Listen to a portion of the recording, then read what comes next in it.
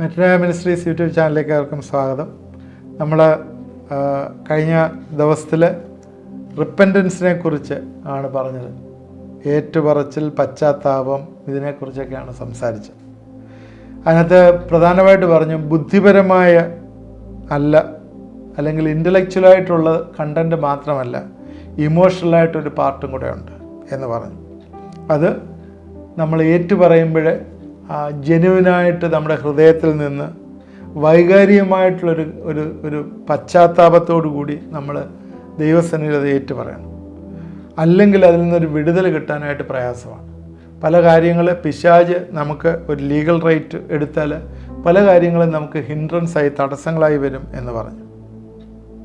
അതുകൊണ്ടൊരു complete repentance ആകണമെങ്കിൽ വൈകാരികമായിട്ടുള്ള എന്ന് വെച്ചാൽ നമ്മുടെ ഹൃദയത്തിൻ്റെ ഉള്ളിൽ നിന്നും കൂടിയുള്ളൊരു ഏറ്റുപറച്ചിൽ അവിടെ ഉണ്ടാവണം എന്ന് പറഞ്ഞു. ഈ പാപം ചെയ്യുമ്പോൾ വേറൊരു കാര്യം കൂടി സംഭവിക്കുന്നുണ്ട്. ഒരു വിശ്വാസി പാപം ചെയ്യുമ്പോൾ അവൻ വിശ്വസിച്ച് കർത്താവിൻ്റെ രക്ഷ ഏറ്റെടുത്ത വ്യക്തിയാണെങ്കിൽ പരിശുദ്ധാത്മാവ് അവൻ്റെ ഉള്ളിലുണ്ട്. എല്ലാവർക്കും അറിയാലോ, പരിശുദ്ധാത്മാവിൻ്റെ ഉള്ളിൽ വാസം ചെയ്യുകയാണ്. കാരണം നിങ്ങൾ ദൈവത്തിൻ്റെ മന്ദിരമാകുന്നു, പരിശുദ്ധാത്മാവ് നിങ്ങളുടെ ഉള്ളിൽ വസിക്കുന്നുവെന്ന് നിങ്ങൾ അറിയുന്നില്ലേ? 1 കൊരിന്ത്യർ 3:16 അത് എഴുതിയിരിക്കുന്നത്. ഞാനിത് പറയുന്ന കാര്യം, ദൈവത്തിൻ്റെ ആത്മാവ് നമ്മൾ വസിക്കുമ്പോഴേ നമ്മൾ പാപം ചെയ്യുമ്പോൾ എന്താ സംഭവിക്കുന്നത്?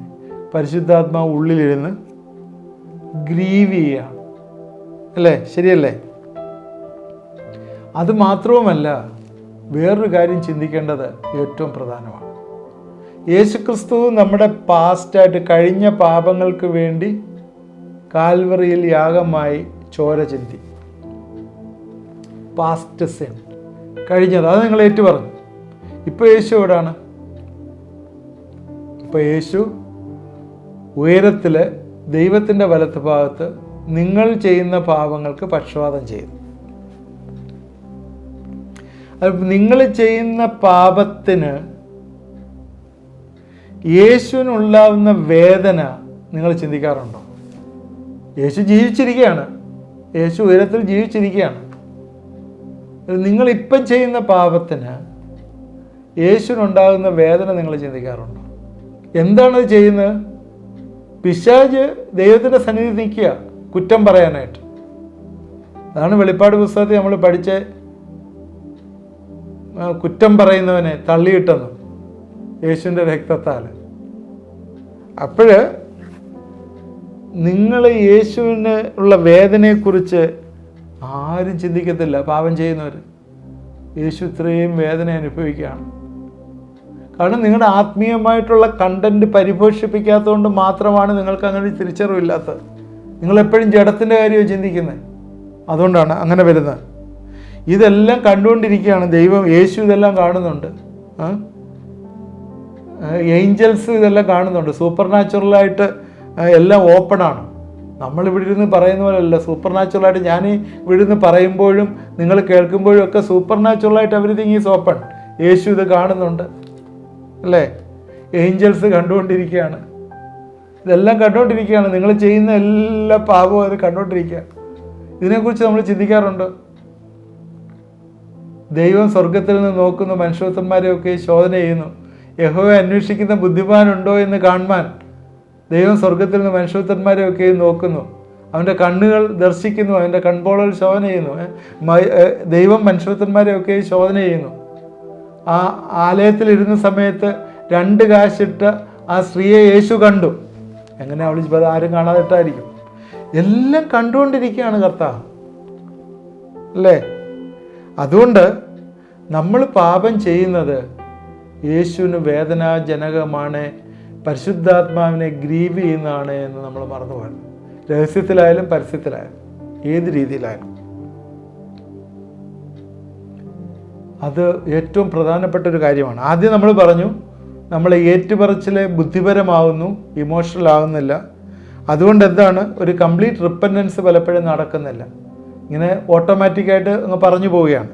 രണ്ടാമത് ഇപ്പോൾ പറഞ്ഞത്, നമ്മൾ പാപം ചെയ്യുമ്പോൾ പരിശുദ്ധാത്മാവും യേശുവും വേദന അനുഭവിക്കുന്നു എന്ന് നമ്മൾ മറന്നു. മൂന്നാമത്, ഇത് മുഖാന്തരം എനിക്ക് ലഭിക്കേണ്ട അനുഗ്രഹങ്ങൾ തടയപ്പെട്ടു പോയി എന്ന് നമ്മൾ മറന്നുപോയി. ഈ പാപം ചെയ്യുന്ന മുഖാന്തരം എനിക്ക് ലഭിക്കേണ്ട പല അനുഗ്രഹങ്ങളും തടസ്സപ്പെട്ടു പോയി. ഒരു പ്രോഗ്രസീവ് ഗ്രോത്താണ് ദൈവം നമുക്ക് തരുന്നത്, ഓരോ പടി നടന്ന്. അപ്പം ഒരു പടി കയറിയിട്ടേ അടുത്ത പടി കയറാൻ പറ്റൂ. അല്ല താഴെ നിന്നിട്ട് മേളത്തെ പടി കയറിയെന്ന് പറയാൻ പറ്റത്തില്ല. ഓരോ പടികൾ കയറിയാണ് പോകുന്നത്. ക്രിസ്ത്യൻ ലൈഫിലും ഒരു പ്രോഗ്രസീവായിട്ടുള്ള വളർച്ചയാണുള്ളത്. അതായത് ഒരാൾ കർത്താവിനെ അറിഞ്ഞു കഴിഞ്ഞാൽ മുഴുവൻ ദാനങ്ങളും വരങ്ങളും എല്ലാം അവർക്ക് കിട്ടി അവൻ അപ്പം തന്നെ യേശുവിനെ പോലെയൊന്നും ആവത്തില്ല. അതൊരു ഗ്രാജുവൽ പ്രോസസ്സാണ്. ദൈവനം പഠിച്ച് പരിശുദ്ധാത്മാവിൻ്റെ ശക്തിയിൽ നിറഞ്ഞ് വരങ്ങൾ കിട്ടി, ദാനങ്ങൾ കിട്ടി, ഇങ്ങനെ വളർന്നൊരു പ്രോഗ്രസീവായിട്ടാണ് വരുന്നത്. അതുകൊണ്ട് നമുക്ക് ദൈവം വലിയൊരു അൺയൂഷ്വൽ സൂപ്പർ നാച്ചുറൽ അനോയിൻറ്റിങ് തരാനായിട്ട് നമ്മൾക്ക് ആഗ്രഹിക്കുന്നു. എന്നാൽ നിങ്ങളത് തടസ്സപ്പെടുത്തുകയാണ്. ഓരോ ദിവസവും ദൈവം നിങ്ങൾ അനുഗ്രഹങ്ങൾ തരുന്നുണ്ട്. അറിയാമോ നമുക്ക്? എല്ലാ ദിവസവും ദൈവം നമുക്ക് ഓരോ ദിവസവും തരുന്നുണ്ട്. നമ്മളിത് റിയലൈസ് ചെയ്യുന്നില്ല. ഓരോ ദിവസവും കർത്താവ്, കഴിഞ്ഞ ദിവസങ്ങളിൽ ഞാൻ ഉപവസിച്ച് പ്രാർത്ഥിച്ചു കഴിഞ്ഞപ്പോഴേ ദൈവം തന്നൊരു വലിയ വെളിപ്പാടാണ്. നിന്നെ ഒരു പർട്ടിക്കുലർ ലെവലിൽ നിന്ന് വേറെ ലെവലിലേക്ക് ഉയർത്തിയിരിക്കുന്നു ദൈവം തന്ന വെളിപ്പാടാണ്. അതെങ്ങനെയാണ്? പ്രോഗ്രസീവായിട്ട് ദൈവം അനുഗ്രഹിച്ചുകൊണ്ടേയിരിക്കുകയാണ്. എന്തിനു വേണ്ടിയാണ് നിന്നെ ഈ സൂപ്പർ നാച്ചുറലായിട്ട് അല്ലെങ്കിൽ അൺയൂഷ്വലായിട്ടൊരു അനോയിൻറ്റിങ് തരുന്നത്? നീ ഇന്ന് കാണാൻ പോകുന്ന വ്യക്തികൾ, നീ ഒന്നും ഉപയോഗിക്കാത്തൊരു ടൂള് നിനക്ക് തരുവാനായിട്ട് ദൈവം ആഗ്രഹിക്കുകയാണ്. ദൈവവുമായിട്ടൊരു ന്യൂ ലെവൽ ഓഫ് ഇൻറ്റിമസി ദൈവം ആഗ്രഹിക്കുകയാണ്. ദൈവത്തിൻ്റെ സാന്നിധ്യത്തിനോട് കുറച്ചും കൂടി അടുത്ത് വരുവാനായിട്ട് ദൈവം വലിയൊരു റെവലേഷൻ തരുവാനായിട്ട് ആഗ്രഹിക്കുകയായിരുന്നു. ഒത്തിരി കാര്യങ്ങൾ ഞാൻ പറഞ്ഞു. ഒരു പുതിയ അനോയിൻറ്റിങ്, പുതിയൊരു ടൂള്, പുതിയൊരു സാമീപ്യം, പുതിയൊരു റെവലേഷൻ, ഇതെല്ലാം തരാനായിട്ട് ദൈവം ആഗ്രഹിച്ചിരിക്കുകയാണ്. എന്നാൽ നീ പാപം ചെയ്ത് തടസ്സപ്പെടുത്തി. അതുകൊണ്ട് പാപം ചെയ്യുമ്പോൾ ഇതെല്ലാം ബ്ലോക്കായി പോകും. അന്നേരം ചോദിക്കും, ബ്രദറെ അന്നേരം എങ്ങനെ ഈ പാപം ചെയ്യാതെ അങ്ങനെ ഇരിക്കാൻ പറ്റുമോ എന്നൊക്കെ നിങ്ങൾ ചോദിക്കും. ഞാൻ ഈ പറയുന്നത് ചില മുറുകെ പറ്റുന്ന പാപങ്ങൾ വിൽഫുള്ളായിട്ട് പോയി ചാടുന്നതിൻ്റെ കാര്യമാണ് പറയുന്നത്. മനസ്സിലോ ചിന്തകളിലോ നോട്ടങ്ങളിലോ ഒക്കെ അറിയാതെ ചിലപ്പം തെറ്റിൽ അകപ്പെട്ടാൽ അപ്പം തന്നെ അത് റിയലൈസ് ചെയ്ത് ദൈവത്തോട് ഏറ്റു പറയുക, അത്രേ ഉള്ളൂ. അതിന് ഈ ഡീപ്പർ ഇൻറ്റിമസിയും റിലേഷൻഷിപ്പും നിങ്ങൾക്ക് വരാൻ ആഗ്രഹിക്കുന്നുണ്ടെങ്കിൽ നിങ്ങൾ സീരിയസ് ആയിട്ട് റിപ്പൻറ്റൻസിൽ വരണം.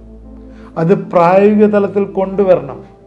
തിങ്ക് ഡിഫറെൻ്റ്ലി, വേറെ രീതിയിൽ തന്നെ നിങ്ങൾ മാറി ചിന്തിക്കണം. അതുകൊണ്ട് എന്താണ്, അല്ലെങ്കിൽ എന്താ സംഭവിക്കുന്നത്? നിങ്ങളുടെ ഹൃദയം കഠിനപ്പെട്ട് നിങ്ങൾ ആ പഴയ ലെവലിൽ നിന്ന് കീഴോട്ടിറങ്ങും. മേലോട്ടും കീഴോട്ടും ഇറങ്ങുന്ന അനുഭവങ്ങളാണല്ലോ ഉള്ളത്. നമുക്ക് ഈ സ്റ്റുഡൻറ്റ് മിനിസ്ട്രിയിലൊക്കെ നമ്മൾ കുഞ്ഞുങ്ങളെ ക്യാമ്പ് കോൺഫറൻസ് ഒക്കെ നടത്തുകയും ടീച്ചിങ് ക്ലാസ്സുകളൊക്കെ എടുക്കുകയൊക്കെ ചെയ്യുമ്പോൾ അവർ പഠിച്ചു വരുമ്പോൾ അവിടെ ഗ്രാഫ് ഇങ്ങനെ മേലോട്ടാണ് നിൽക്കുന്നത്, നല്ല സ്ട്രെയിറ്റ് ആയിട്ട് ഓരോ സ്റ്റെപ്പ്. ഞങ്ങൾ എക്സൈറ്റഡ് ആണ്, ഞങ്ങളിത് പഠിച്ചു, ഞങ്ങൾക്ക് ബൈബിൾ പഠിക്കേണ്ടത് എങ്ങനെയെന്ന് മനസ്സിലായി, ഞങ്ങളിത് ചെയ്തു, ഇങ്ങനെയൊക്കെ അവർ പറയും, പല കാര്യങ്ങൾ പറയും. ടെസ്റ്റ് മണി സെഷനകത്ത് ഇങ്ങനെ പല കാര്യങ്ങൾ പറയും. എന്നാൽ ഒരു 2 ആഴ്ച 3 ആഴ്ച കഴിഞ്ഞ് നോക്കുമ്പോഴത്തേക്ക് ഈ സ്റ്റീപ്പായിട്ട് കയറിപ്പോയത് ഒരു പാരബോള പോലെ താഴോട്ട് ഇറങ്ങി അങ്ങ് പോകും. ആ ഗ്രാഫ് ഇങ്ങനെ വളഞ്ഞായിരിക്കുന്നത്. ക്യാമ്പ് നടക്കുമ്പോൾ ഗ്രാഫ് സ്റ്റീപ്പായിട്ട് കയറിക്കൊണ്ടേ ഇരിക്കും. ക്യാമ്പ് കഴിയുമ്പോൾ തിരിച്ചിങ്ങനെ ഇറങ്ങി വരും. എന്താ ഇത് പറയാനുള്ള കാര്യം എന്ന് വെച്ചാൽ, ദൈവവുമായിട്ടുള്ള ഇൻറ്റിമസിയും റിലേഷൻഷിപ്പും ദൈവം വളരാനായിട്ട് ആഗ്രഹിക്കുന്നുണ്ട്. നിങ്ങളത് യു ആർ നോട്ട് സീരിയസ്. അതാണ് പ്രശ്നം. സീരിയസ് ആവാതിരിക്കാൻ വേറൊരു കാരണം കൂടെ ഉണ്ട്. മറ്റവൻ വന്ന് കുത്തിക്കൊണ്ടിരിക്കാരാ പിശാച്, അവനിങ്ങനെ ഇൻജക്റ്റ് ചെയ്തുകൊണ്ടേയിരിക്കുക. അതുകൊണ്ട് ദൈവത്തിൻ്റെ ശക്തി, ദ പവർ ഓഫ് ഗോഡ് ഇവിടൊക്കെയാണ് എക്സ്പെക്റ്റ് ചെയ്യേണ്ടത്. ദൈവത്തിൻ്റെ ശക്തി റിപ്പൻറ്റൻസിൽ, നിങ്ങളെ റിപ്പൻറ്റൻസ് അല്ലെങ്കിൽ നിങ്ങളെ ഏറ്റുപറച്ചിൽ ദൈവസന്നിധിയിൽ സീരിയസ് ആണെങ്കിൽ അവിടെ ദൈവത്തിൻ്റെ ശക്തി വ്യാപരിക്കുന്നതായിട്ട് നമുക്ക് കാണാനായിട്ട് പറ്റും. വീണ്ടും ആ പാപത്തിലേക്ക് പോകുമ്പോഴേ അപ്പം തന്നെ നിങ്ങളെ പിടിച്ചു നിർത്തും. ഇത്തിരി എക്സാമ്പിൾസ് പറയാനുണ്ടത് ഒരുപാട്. നിങ്ങളുടെ മനസ്സിൽ തോന്നിക്കും, അല്ലെങ്കിൽ പ്രാർത്ഥിക്കാൻ പറയും, അല്ലെങ്കിൽ നിങ്ങളെ ആ സാഹചര്യത്തിൽ നിന്ന് ദൈവം മാറ്റും, അല്ലെങ്കിൽ നിങ്ങൾക്ക് പുതിയൊരു എൻഗേജ്മെൻറ്റ് കൊണ്ടുവരും. ഈ ഒരുപാട് കാര്യങ്ങളുണ്ട്. കാരണം ഇതൊക്കെ രക്ഷപ്പെട്ടതുകൊണ്ടാണ് ഈ പറയുന്നത്. ഇതിൽ നിന്നൊക്കെ വിക്ടോറിയസ് ആവാൻ ദൈവം സഹായിച്ചുകൊണ്ടാണ് പറയുന്നത്. ദൈവം അതിനുള്ള വേറെ വഴികൾ നിങ്ങൾക്ക് ഒരുക്കി തരുന്നു. കാരണം ദൈവം നിങ്ങളുടെ ഹൃദയങ്ങളെ അറിയുന്ന ദൈവമാണ്. ഇൻറ്റിമസി ദൈവം ആഗ്രഹിക്കുന്നുണ്ട്. അതുകൊണ്ട് ദൈവം ഇത് ചെയ്യുന്നത്, അല്ലാതെ വേറെ ഒന്നുമല്ല. ഓരോ ലെവല് ദൈവം നിങ്ങളെ ഉയർത്തിക്കൊണ്ട് പോകുന്നതായിട്ട് കാണാം. ഡീവിയേറ്റ് ചെയ്ത് പോകാനായിട്ട് ദൈവം നിങ്ങളെ ഒരിക്കലും സമ്മതിക്കത്തില്ല. ദൈവത്തിൻ്റെ വചനത്തിൽ കൂടി തന്നെ നിങ്ങളെ നടത്തും. ദൈവത്തിൻ്റെ പരിശുദ്ധാത്മാവിനെ നിങ്ങളെ അനോയിൻറ്റ് ചെയ്യും, അഭിഷേകം ചെയ്യും. നിങ്ങൾക്ക് പുതിയ റെവലേഷൻസ് തരും, നിങ്ങളെ നടത്തും, നിങ്ങളെ പ്രാർത്ഥിപ്പിക്കും, നിങ്ങൾക്ക് സാഹചര്യങ്ങളെ മാറ്റിത്തരും, നിങ്ങൾക്ക് വേണ്ടതായിട്ടുള്ള ഡെലിവറൻസ് അതിൽ നിന്ന് തരും. പാപം ഏറ്റുപറഞ്ഞ് ദൈവസന്നിധിയിലിരിക്കുമ്പോൾ ഡീപ്പർ ഇൻറ്റിമസി ആൻഡ് റിലേഷൻഷിപ്പ് അത് നമുക്ക് ചെയ്യാനായിട്ട് പറ്റിയിട്ടുണ്ടോ? പ്രായോഗിക തലത്തിൽ നിങ്ങളത് ചിന്തിക്കുക. ഞാൻ പറഞ്ഞ് നമ്മളിങ്ങനെ വെറുതെ സംസാരിച്ചിട്ട് വെറുതെ പറഞ്ഞിട്ട് കാര്യമില്ല. പ്രായോഗിക തലത്തിൽ നിങ്ങളുടെ പേഴ്സണൽ ലൈഫിൽ അത് ചിന്തിക്കുക. ഈ റിപ്പൻറ്റൻസിനെ പോലെ തന്നെ പ്രാധാന്യമുള്ളൊരു കാര്യമാണ് ഫൊർഗീവ്നെസ്. ദൈവമാണ് ക്ഷമിക്കുന്നത്. പഴയ നിയമത്തിലെ ഓൾഡ് ടെസ്റ്റ്മെന്റിനകത്ത് നമ്മൾ കാണുന്നത് എന്ത് ചെയ്താലും ന്യായമായ ശിക്ഷ കൊടുക്കുക എന്നുള്ള. ഏത് പീനൽ കോഡിനകത്തായാലും ശിക്ഷയുണ്ട്, ഇല്ല ശിക്ഷയില്ലാതിരിക്കത്തില്ല. കാരണം കുറ്റം ചെയ്താൽ ശിക്ഷയാണ്. എന്നാൽ കുറ്റം ചെയ്യുന്നത് കുറച്ച് കൂടി പോകുന്നതുകൊണ്ടാണ് അങ്ങനെ കൊടുത്തത്. ഇപ്പോൾ ഉദാഹരണം പറഞ്ഞാൽ ഒരാളിനെ വേറൊരാൾ ഉപദ്രവിച്ചെങ്കിൽ അതിന് യവൻ തിരിച്ചു ചെന്നിട്ട് അവൻ്റെ വീടും കൂടെ കത്തിച്ച് കളയുന്ന ഒരു സ്റ്റേജായിരുന്നു ഓൾഡ് ടെസ്റ്റ്മെന്റിലുള്ളത്. അതുകൊണ്ടാണ് കണ്ണിന് പകരം കണ്ണ്, പല്ലിന് പകരം പല്ലെന്ന് പറഞ്ഞ് ഇവിടെ അല്പം അവിടെ അല്പം, അത് ഈക്വലായിട്ട് തന്നെ ശിക്ഷിക്കാവൂ എന്ന് പറഞ്ഞ്. അതുകൊണ്ടാണ് പഴയ നിയമത്തിൽ അല്ലെങ്കിൽ ചെറിയൊരു കുറ്റം ചെയ്താൽ പോലും മറ്റവൻ ഓപ്പോസിറ്റായിട്ട് എജിറ്റേറ്റഡ് ആയിട്ടുള്ള മനുഷ്യൻ പോയി മറ്റവനെ അടിച്ച് നിരപ്പാക്കി കളയും. അത് ഒഴിവാക്കാൻ വേണ്ടിയാണ് ഓൾഡ് ടെസ്റ്റ്മെന്റിൽ അങ്ങനെ പറഞ്ഞ്. എന്നാൽ പുതിയ നിയമത്തിലേക്ക് വരുമ്പോൾ അതല്ല. പുതിയ നിയമത്തിൽ വരുമ്പോൾ ന്യൂ ടെസ്റ്റ്മെന്റിലെ ക്ഷമയുടെ പുസ്തകമാണ്. It is the forgiveness. ക്ഷമിക്കാനായിട്ടുള്ളൊരു കാര്യമാണ് അതിൽ പഠിപ്പിക്കുന്നത്. ക്ഷമ എന്ന വകുപ്പ് യേശുക്രിസ്തുവിലാണ് കാണുന്നത്. യേശുക്രിസ്തു ക്ഷമിക്കാൻ പറഞ്ഞു. യേശുക്രിസ്തു ക്ഷമിക്കാൻ പറഞ്ഞത് എൻ്റെ കാര്യങ്ങൾ പറഞ്ഞാൽ ഇന്ന് നാളെ ഒന്നും തീരത്തില്ല. ക്ഷമ എന്ന് പറയുന്നത് ശരിക്കും ഒരു പുതിയ നിയമത്തിൽ പറയുന്ന ഒരു ലിമിറ്റ്ലെസ് ആയിട്ടുള്ളൊരു കാര്യമാണ്. മത്തായിയുടെ സുവിശേഷം 18-ാം അധ്യായത്തിൻ്റെ 21-ാം വാക്യത്തിലെ, അപ്പോൾ പത്രോസ് അവൻ്റെ അടുക്കൽ വന്ന്, കർത്താവേ, സഹോദരൻ എത്ര വട്ടം എന്നോട് പിഴച്ചാൽ ഞാൻ ക്ഷമിക്കണം? 7 വട്ടം മതിയോ എന്ന് ചോദിച്ചു. യേശു അവനോട് 7 വട്ടമല്ല 70 വട്ടം എന്ന് ഞാൻ നിന്നോട് പറയുന്നു എന്ന് പറഞ്ഞു. ഇവിടെ പത്രോസിനോട് പറയുന്നതാണ് ക്ഷമ ലിമിറ്റ്ലെസ് ആണ് എന്നാണ് പറയുന്നത്. റബ്ബിമാരുടെ പഠിപ്പിക്കലിൽ 3 വർഷം മതി, ക്ഷമിച്ചാൽ മതി. അത് കൂടുതലാണ്. 3 പ്രാവശ്യം ക്ഷമിച്ചാൽ മതി, അത് തന്നെ മതിയെന്നാണ് പറയുന്നത്. ഇവിടെ പത്രോസ് വന്നപ്പോൾ അതല്ല പറഞ്ഞു, 7 വട്ടം. അത് കുറച്ച് കൂട്ടി പറഞ്ഞു. റബ്ബിമാർ പഠിപ്പിക്കുന്നത് കൂട്ടി പറഞ്ഞു. എന്നാൽ യേശു പറഞ്ഞ അത്രയും പോരാ, അത് ലിമിറ്റ്ലെസ് ആയിരിക്കണം.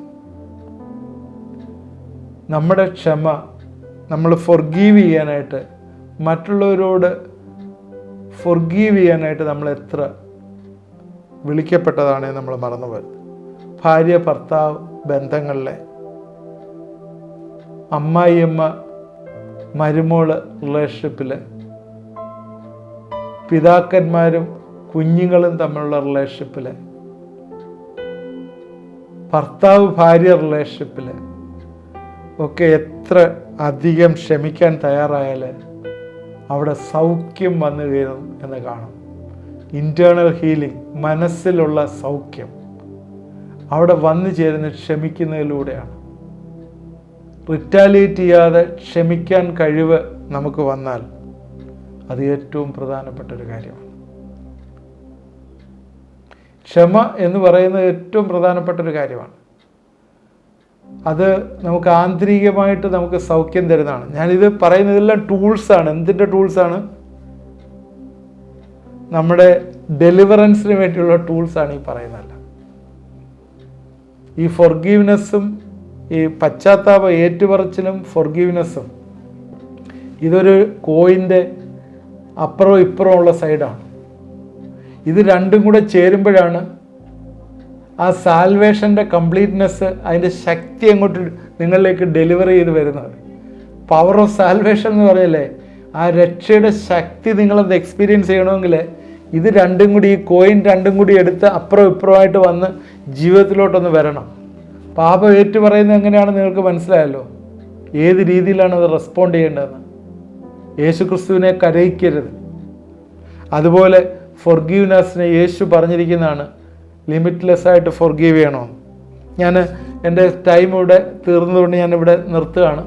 നമ്മൾക്ക് ഈ ഫൊർഗീവ്നെസ്സിനെ കുറിച്ച് 1-2 എപ്പിസോഡൂടെ പറയേണ്ട ആവശ്യമുണ്ട്, എങ്കിലേ തീരുള്ളൂ. ബൈബിളിൽ നിന്നുള്ള ചില റെഫറൻസസ് ഉണ്ട്, അത് ചേർത്തിട്ട് നമുക്ക് ഈ ദിവസങ്ങളിൽ അതിനെക്കുറിച്ച് ചിന്തിക്കാം. ഇത് എല്ലാം കൂടെ വന്നു കഴിയുമ്പോഴത്തേക്ക് നമുക്കറിയാം നമ്മുടെ മനസ്സ് എത്ര രൂപാന്തരം വരുന്നു എന്ന് നമുക്കറിയാം. അതുകൊണ്ട് ഇത് കണ്ടുകൊണ്ടിരിക്കുന്ന നിങ്ങൾ ഓരോരുത്തരും എന്തെങ്കിലും നിങ്ങൾക്ക് ടേക്ക് അവേ ഈ മെസ്സേജിലുണ്ടായിരുന്നെങ്കിൽ അത് ഞങ്ങളെ അറിയിച്ചാൽ സ്തോത്രത്തിന് കാരണമായി തീരും. എന്തെങ്കിലും ടേക്ക് അവേ ഉണ്ടെങ്കിൽ, എന്തെങ്കിലും കമൻസ് ഉണ്ടെങ്കിൽ നിങ്ങൾ അറിയിക്കുക. ഒരു 2-3 എപ്പിസോഡ് കഴിഞ്ഞിട്ട് അറിയിച്ചാലും മതി. കാരണം ഒരു എപ്പിസോഡ് കംപ്ലീറ്റ് ആയില്ല, അതുകൊണ്ട് ബ്രദറെ അത് ഫുള്ള് കംപ്ലീറ്റ് ആവാതെ ഞങ്ങൾ എങ്ങനെ അറിയിക്കുമോ എന്നുള്ളതല്ല. 2-3 എപ്പിസോഡ് ആകുമ്പോൾ അത് കംപ്ലീറ്റ് ആവും, സബ്ജക്റ്റ് കംപ്ലീറ്റ് ആവുമല്ലോ. അപ്പോഴേ നിങ്ങൾ അറിയിച്ചാലും മതി. ഒരു കാര്യം ഉറപ്പാണ്, there is A great deliverance in your life. നിങ്ങളുടെ ജീവിതത്തിൽ വലിയൊരു വിടുതലുണ്ട്. അത് ഈ ദൈവത്തിൻ്റെ വചനത്തിൽ കൂടി വന്നു കയറുന്നതാണ്. നമ്മളിപ്പോഴും ചിന്തിച്ചുകൊണ്ടിരിക്കുന്നത് ദ പവർ ഓഫ് സാൽവേഷൻ്റെ ചില ആസ്പെക്റ്റുകളാണ് ചിന്തിച്ചുകൊണ്ടിരിക്കുന്നത്. അതിനകത്തുള്ള ചില ടൂൾസാണ് ചിന്തിച്ചുകൊണ്ടിരിക്കുന്നത്. അതിനകത്ത് ആദ്യം നമ്മൾ പറഞ്ഞ പവർ ഓഫ് സാൽവേഷനകത്ത് the power of the blood പറഞ്ഞു.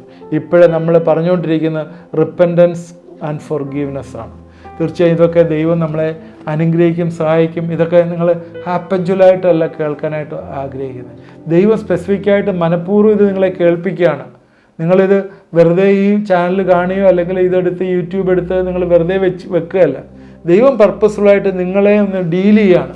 നിങ്ങളുടെ ഈ ഒരു പർട്ടിക്കുലർ പാപം അല്ലെങ്കിൽ ഈ ഫൊർഗീവ്നെസ് ഇല്ലാത്ത അവസ്ഥ, ഇതൊന്ന് മാറ്റിക്കളയാനായിട്ട് ദൈവം ആഗ്രഹിക്കുന്നത് എന്തിനാണ്? നിങ്ങളെ ഒരു പടി കൂടി ഉയർത്താനായി, ഈ പാപത്തിൽ നിന്ന് മാറ്റിക്കൊണ്ട് ഒരു പടി കൂടി ഉയർത്താനായി, ദൈവത്തിൻ്റെ സാമീപ്യം നിങ്ങൾക്ക് തരാനായി, നിങ്ങളെ ഒന്ന് അനോയിൻറ്റ് ചെയ്യാനായിട്ട്, പിശാചിൻ്റെ ഗേറ്റ് വേ ക്ലോസ് ചെയ്യാനായിട്ട് ദൈവം ആഗ്രഹിക്കുന്നു. നിങ്ങൾ പ്രാർത്ഥിക്കുമ്പോൾ ദൈവമായ കർത്താവേ, ഇത് കണ്ടുകൊണ്ടിരുന്ന പ്രിയപ്പെട്ടവരെ, എന്നോട് ചേർന്ന് പ്രാർത്ഥിക്കുന്നവരെ നീ അനുഗ്രഹിക്കണമേ എന്ന് പ്രാർത്ഥിക്കുന്നു. പരിശുദ്ധാത്മാവിനെ ഉള്ളിൽ ഗ്രീവ് ചെയ്യാതെ പാപത്തിൽ നിന്ന് എന്നേക്കും രക്ഷ പ്രാപിപ്പാനായി ദൈവം ഒരിക്കലായിട്ട് വിടുവിച്ച പാപം ഞങ്ങളുടെ ജീവിതത്തിൽ വീണ്ടും കർത്തൃത്വം നടത്താതെ അതിൽ നിന്ന് രക്ഷപ്പെട്ട് നിൽക്കാനായി കർത്താവെ സഹായിക്കണമേ. അനുഗ്രഹങ്ങളെ തടസ്സമാക്കുന്ന ഒന്നിനെയും കർത്താവെ വെച്ചുകൊണ്ടിരിക്കുവാനായിട്ട് ഇടവരുത്തരുതെന്ന് പ്രാർത്ഥിക്കുന്നു. പ്രോഗ്രസീവായൊരു ഗ്രോത്ത് ഞങ്ങളുടെ ജീവിതങ്ങളിൽ തരണമേ. പാപത്തെ സീരിയസ് ആയി എടുത്തുകൊണ്ട് ഡിഫറൻ്റായിട്ട് ചിന്തിച്ച് ജീവിപ്പാനായി കർത്താവെ സഹായിക്കണമേ. ആരോടെങ്കിലും ക്ഷമിക്കാതെ ഇരിക്കുന്നുണ്ടെങ്കിൽ ഇന്ന് രാത്രിക്കാലം ക്ഷമിക്കാനായിട്ട് ഞങ്ങളെ പഠിപ്പിക്കണമേ. ലിമിറ്റ്ലെസ് ആയിട്ട് ക്ഷമിക്കാനായിട്ട് കർത്താവെ, ഭവനത്തിലുള്ള ഭാര്യ ഭർത്തൃ ബന്ധത്തിലെ, കുഞ്ഞുങ്ങളുമായിട്ടുള്ള ബന്ധത്തിലെ, മറ്റുള്ള ഇൻലാസുമായിട്ടുള്ള ബന്ധത്തിലെ എന്തെങ്കിലും തകരാറ് വന്നിട്ടുണ്ടെങ്കിൽ യേശുവിൻ്റെ നാമത്തിൽ അത് ക്ഷമിച്ചവരോട് മാപ്പ് പറവാനായിട്ട് കർത്താവെ ഞങ്ങളെ ബലപ്പെടുത്തണമേ എന്ന് പ്രാർത്ഥിക്കുന്നു. റിലേഷൻഷിപ്പ് ഡെവലപ്പ് ചെയ്യുമ്പോഴേ ജീവിതത്തിലെ കർത്താവെ ധൈര്യവും ദൈവത്തിൻ്റെ സന്നിധിയിലേക്കുള്ള പ്രവേശനവും പരിശുദ്ധാത്മാവിൻ്റെ നിറവും ഉണ്ടാവുമല്ലോ കർത്താവെ. അത് ഈ ദിവസങ്ങൾ ഞങ്ങൾ എൻജോയ് ചെയ്യുവാനായിട്ട് കർത്താവെ സഹായിക്കണമേ. എന്നോട് ചേർന്ന് പ്രാർത്ഥിച്ചവരെ അനുഗ്രഹിക്കണമേ എന്ന് പ്രാർത്ഥിക്കുന്നു. ഹാർട്ടിൻ്റെ ഓപ്പറേഷൻ വെച്ചിരിക്കുന്ന ചില വ്യക്തികൾ ഇത് കാണുന്നു. ദൈവം നിങ്ങളെ അനുഗ്രഹിക്കും, ദൈവം നിങ്ങളെ വിടുവിക്കും, ദൈവം വേണ്ടതായിട്ടുള്ള തക്ക സമയത്ത് നിങ്ങൾക്ക് റിലീസ് തരും. പല കാര്യങ്ങൾ അത് ചെയ്യണം എന്ന് വിചാരിച്ചിരിക്കുന്നു, എന്നാൽ അതിന് വേണ്ട പൈസയൊന്നും ഇല്ലാത്തതുകൊണ്ട് അത് ചെയ്യാതെ ഇരിക്കുന്നു. ദൈവം ഒരു ക്രിയേറ്റീവ് മിറക്കിൾ നിങ്ങളുടെ ജീവിതത്തിൽ ചെയ്യട്ടെ. പിതാവിൻ്റെയും പുത്രൻ്റെയും പരിശുദ്ധാത്മാവിൻ്റെയും നാമത്തിൽ ആ കുടുംബങ്ങളെ അനുഗ്രഹിച്ച് പ്രാർത്ഥിക്കുന്നു. ഒരു കംപ്ലീറ്റ് ഡെലിവറൻസ് അവരുടെ ജീവിതത്തിൽ കൊടുക്കട്ടെ എന്ന് പ്രാർത്ഥിക്കുന്നു.